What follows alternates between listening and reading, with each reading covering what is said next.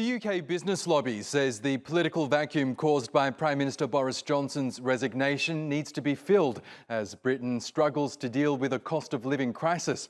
The Confederation of British Industry is calling for stability after Johnson announced he was stepping down in the wake of the mass resignation of fellow Conservative Party MPs and ministers. He's survived scandal after scandal, even a vote of no confidence just last month. But nearly 60 of his colleagues quit in protest after it was revealed Johnson had promoted an MP who had multiple sexual misconduct allegations levelled against him. It is clearly now the will of the Parliamentary Conservative Party that there should be a new leader of that party and therefore a new Prime Minister. And I've agreed with Sir Graham Brady, the chairman of our backbench MPs, that the process of choosing that new leader should begin now. And the timetable will be announced next week. And I've today appointed a cabinet to serve, as I will, until a new leader is in place.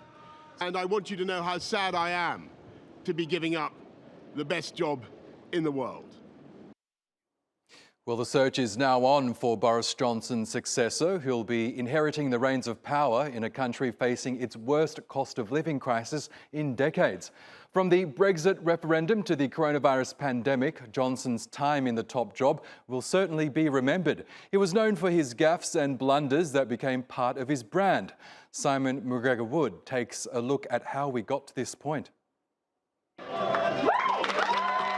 In 2019, Boris Johnson led his Conservative Party to a resounding election victory. With an 80-seat majority, it put him where, some said, he'd always wanted to be, inside the official residence of the British Prime Minister. Johnson won the election on the promise of getting Brexit done. He achieved that, although loose ends remain. He also campaigned on levelling up, investing in long-forgotten regions with regeneration and meaningful jobs. That project had barely begun, derailed by something no one saw coming, the global pandemic. Lingering divisions over Brexit spilled over into bitter arguments over the government's management of the crisis. Amid confusing scientific advice, Johnson delayed lockdown, then caught the virus himself, ending up in intensive care. Initially, the UK suffered higher death tolls than many of its European neighbours, and Johnson's standing suffered as a result. He was accused of running a chaotic administration. Do you think we locked down too late, though? Close advisors were removed, but left with simmering resentment that would later cause real damage. But Johnson hit back with the UK's vaccine response. It was a resounding success, and he reaped some political credit. The country began emerging from the Omicron wave without costly lockdowns and far ahead with its booster programme. A fact which should have put the Johnson government in a good place to launch delayed rebuilding policies. But then came the revelations of lockdown-busting parties at number 10 Downing Street, lots of them, and all at a time when most people were obeying the rules. A party held the night before the funeral of the Duke of Edinburgh last April caused particular anger. Mr. Speaker, I want to apologise. Johnson tried an apology before the House of Commons, but didn't convince many. It was the outrage from within his own party that proved fatal. An official inquiry into Partygate by a senior civil servant poured fuel on the flames. Dozens of Conservative MPs concluded he was the problem, and their re-election depended on him going. I can announce that the Parliamentary Party does have confidence. In June 2022, he survived a vote of no confidence, but 41% of his MPs voted against him. It was a hollow victory from which he never recovered. His critics always warned Johnson was unsuited for the top job. He reached voters no other Conservative leader ever had, but leading government through a global health crisis needed careful management and discipline. And Boris Johnson didn't have enough of either. Simon McGregor Wood, TRT World, London. Well, let's get more on this now with economist Vicky Pryce. She's a board member at the Centre for Economics and Business Research in London. Good to have you back with us, Vicky. Right up until the last few hours before Boris Johnson announced his resignation, he insisted that he still needed to stay in the job because the country was facing unprecedented crises, including the burgeoning cost of living crisis. Do you agree with that viewpoint, that perhaps now isn't the right time for political turmoil?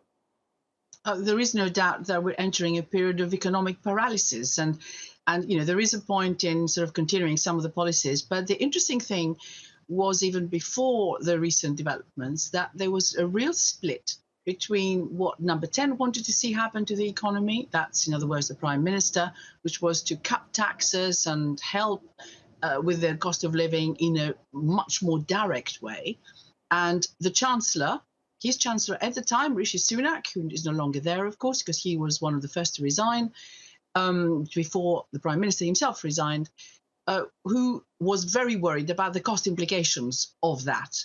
If you were reducing taxes at a time when, of course, the economy was also slowing down, there was a serious issue about where would the money be coming from to finance all the other things that were needed, including, of course, National Health Service, the whole area that you touched on, which was the levelling up programs and so on. So there was a split already. So there was no clear way forward anyway. And maybe what we're just seeing now, when we come out of this, perhaps in September or October, would result in a Prime Minister and a Chancellor who are much more closely aligned with some clearer view of where we might be going. Yes, now in terms of his legacy, I think we could talk for hours about what he leaves behind, but let's look closer at his economic legacy. What does he leave behind in that sense?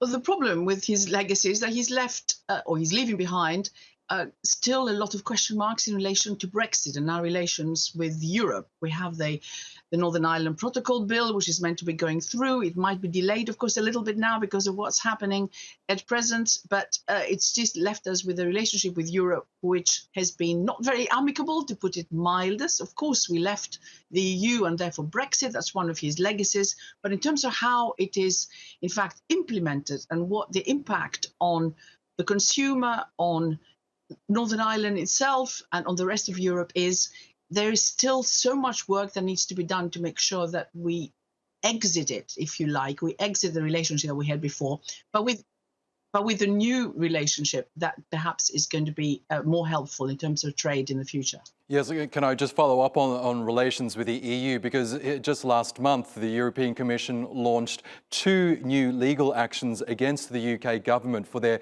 perceived ripping up of the so-called Northern Ireland Protocol of the Brexit agreement. So all eyes will, of course, be on who will succeed him. Do you think a successor within the Conservative Party can heal those deep divisions with the European Union? Perhaps. It all depends who it is, because we have had in some of them very ardent pro-Brexiteers, if you like, or at least some of them had become pro-Brexiteers.